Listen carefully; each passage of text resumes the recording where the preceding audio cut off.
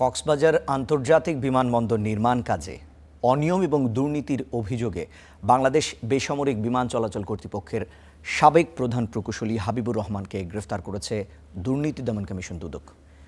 এদিকে চাচাকে বাবা সাজিয়ে মুক্তিযোদ্ধা কোঠায় পিসিএস ক্যাডার হবার অভিযোগে দুদকের মামলায় নাচলের সাবেক ইউএনও কামাল হোসেনকে কারাগারে পাঠানোর আদেশ দিয়েছেন আদালত।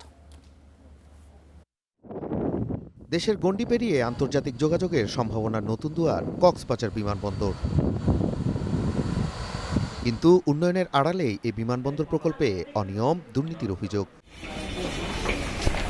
এবার দেশের ৩টি বিমানবন্দর উন্নয়নের নামে প্রায় ৯০০ কোটি টাকা আত্মসাতের মামলায় বেসামরিক বিমান চলাচল কর্তৃপক্ষের সাবেক প্রধান প্রকৌশলী হাবিবুর রহমানকে গ্রেপ্তার করেছে দুদক। বুধবার রাজধানীর সেগুনবাগিচা এলাকা থেকে তাকে আটক করা হয়। এজাহার নামীয় আসামি মোহাম্মদ হাবিবুর রহমান, সাবেক প্রধান প্রকৌশলী, বাংলাদেশ বেসামরিক বিমান চলাচল কর্তৃপক্ষ, কক্সবাজার বিমানবন্দর রানওয়ে সম্প্রসারণ প্রকল্পের অনিয়ম এবং দুর্নীতির অভিযোগে তিনি সহ আর অন্যান্য আসামিদের বিরুদ্ধে মামলাটি রুজু করা হয়।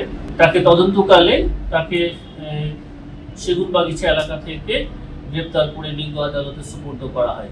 একই দিনে চাচাকে বাবা পরিচয় দিয়ে মুক্তিযোদ্ধা কোটায় চাকরি নেওয়ার অভিযোগে নাচল উপজেলার সাবেক ইউএনও কামাল হোসেনকে কারাগারে পাঠানোর নির্দেশ দিয়েছেন আদালত।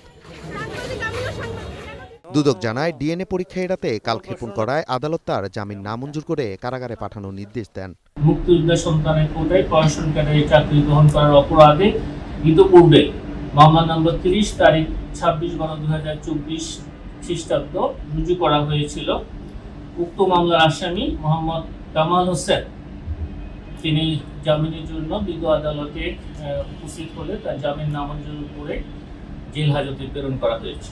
এদিন শেয়ার বাজার কেলেঙ্কারির মাধ্যমে প্রায় 12,200 কোটি টাকা আত্মসাতের অভিযোগে পিকে হালদার, এস আলম গ্রুপের সাইফুল আলম এবং সালমান এফ রহমানের বিরুদ্ধে অনুসন্ধান শুরু করেছে দুদক।